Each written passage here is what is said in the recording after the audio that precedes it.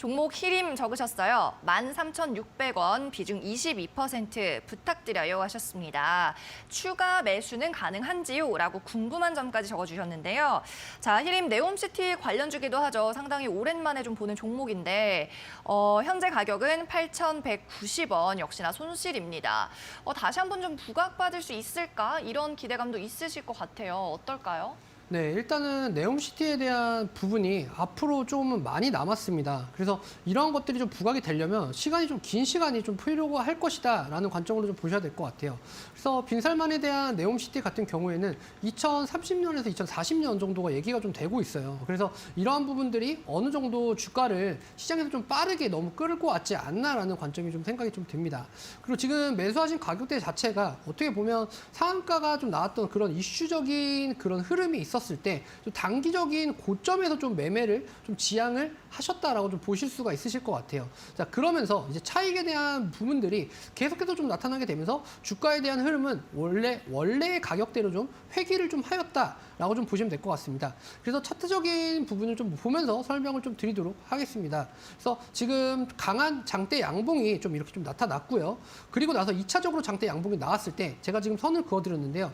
그때 좀 매수를 좀 진행을 한 게 아니신가라는 생각이 좀 듭니다.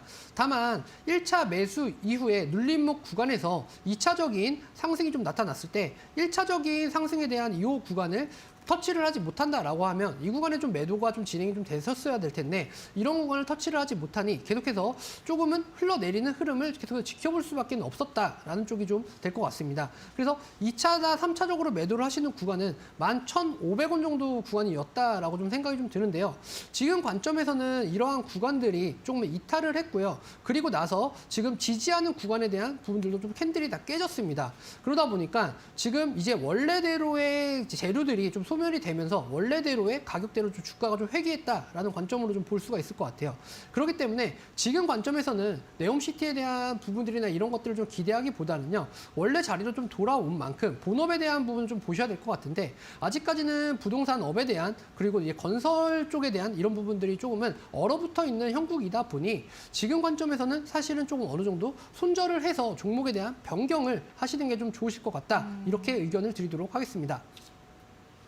네, 히림 종목 역시나 고민 들어주셨는데 급등할 때 좀 따라잡으신 걸로 파악이 됩니다. 아무래도 긴 시간에 좀 필요할 것 같다는 판단, 그리고 국내 부동산도 좀 얼어붙어 있다는 판단에 따라서 손절 전략 말씀을 해주셨고요. 권유해 주신 대로 잘 현명한 투자 전략 세워보시기를 바라겠습니다.